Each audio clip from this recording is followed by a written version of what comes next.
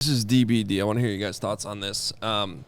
Says, I don't give a shit, Hoge. You have unreasonable expectations. They improved their point differential by 118. If they do that again, they'll be in the top 5 to 6 teams in the league. Mm-hmm. Okay. Do you appreciate you watching the show here? Do you understand why they improved that point differential? I think I have an idea where you're going. Why don't you explain it? They're not giving up 40 points a game anymore. It's not because the offense got better. It's because they gave up a league-high 463 points last season. Okay? And they improved that. So what do you want them to do next year if we're going to go along? So if your point is if they just do the same thing again that they did from last year to this year, they do the same thing again, they're going to be in the top 5 to 6 teams in the league? What, do you want them to shut out every team next year? They're not going to give up a point next year. They have to do better offensively. We have to raise the bar. That's offensive coordinator. That's system. That's players, including your quarterback. Okay? Everyone wants to talk about this great 7-game stretch that the Bears just went on since Justin came back.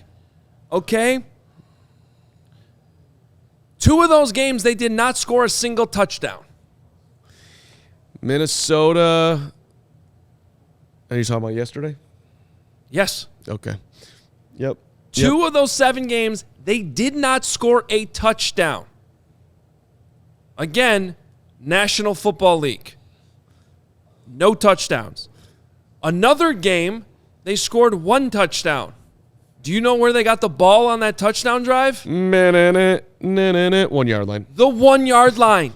Okay? So this 7-game stretch that everybody, including Kevin Warren and Ryan Poles, are leaning on to point to all the progress they've made. 3 of those 7 games, if we're going to include the game where they got the ball at the 1 yard line and scored a touchdown, essentially 3 of those 7 games, they did not score a touchdown. Come on, guys. Seriously. Let's not keep our heads in the weeds here. We can raise expectations. It's not unrealistic. Again, I appreciate that comment. I'm not trying to come at you too hard here. But it's not unrealistic to say you should be able to score at least 1 touchdown. Right. How about 2? Right.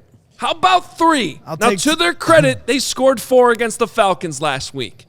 But 1 game against 1 decent team that just fired their head coach last night does not mean that all this progress is real. Well, and even the defensive progress, if you want me to go down that road, we can start listing off the quarterbacks that they beat in those games, if you really want to. But I'm going to spare you that right now because it's rough to accept. But even though all that defensive progress, as I start to lose my voice here, can be questioned, quite frankly. Right, because to hammer that point home, they had a last place schedule. And they're going to have a last place schedule again next year. But when you're playing good opponents, we're saying, okay, the defense is getting to this point. They're going to be this good. Well, look at how it went against the Packers. He's 15 of 27, 204, or to end the year, 26 of 32, 316 yards, 2 touchdowns. My guy Shane Marsaw from Tape Never Lies Network, he sent me this. Bears defense versus average to excellent quarterbacks in 2023, which included Jordan Love, who they faced twice, Jared Goff, who they faced twice, Baker Mayfield, Patrick Mahomes, Russell Wilson, Kirk Cousins, Justin Herbert, Joe Flacco, and Kyler Murray.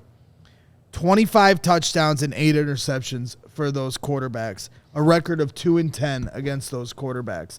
And so that's the other point of it. When we start to play upper echelon talent, they're going to put up games. Jordan Love has 5 touchdowns and 0 interceptions against the Bears in 2 games started against Chicago. Can you say that again? Jordan Love has 5 touchdowns and 0 interceptions in 2 games against the Chicago Bears starting. Justin Fields in 6 games, 4 touchdowns, 7 interceptions. Jordan already has more touchdowns against the Bears than Justin has against the Packers. Not all his fault, but it's just the point of what our standards should be, a little higher and that's, on both sides of the ball. And I get people are getting mad at me right now in the chat. I get it. My point is, this is the 7-game stretch you're hanging your hat on. This is the 7-game We stretch. can't make this mistake. We did this with the kicker in 2019. If we just get the kicker fixed, we'll be fine. And Braggs, you actually just stole what I was about to say, which is fine.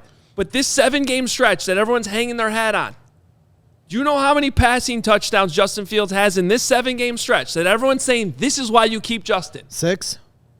5 in 7 games. Well, let's go back to... Now, to be fair, because I know what everyone's going to say, sorry, Carm. No, you're good. 3 rushing touchdowns. Yes, he has 3 touchdowns. So even with those, though, that's 8 touchdowns in 7 games. Come on. Again, this is the National Football League. Can we raise our expectations? If you're trying to tell me that a 7-game stretch is why we run it all back, and that quarterback had 8 touchdowns in those 7 games, we're in the wrong league, man. They need to be relegated. Can we do Premier League stuff? They need to be down in the next level, the next division, if we're going to talk about winning the Champions League or the champion, whatever they call it, the championship. I don't know. That's a different country. We